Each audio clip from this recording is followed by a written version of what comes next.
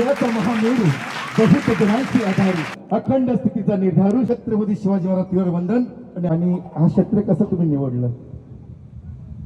खरं तर हे क्षेत्र निवडण्याचं असं काही विशेष कारण नाही आहे, कारण तिच्या बाबांना मूलतः हे जे क्षेत्र आहे ते आवडत नाही बिलकुल.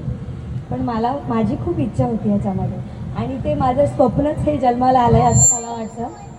हां, ओके, ठीक. तर मग ठीक आहे का?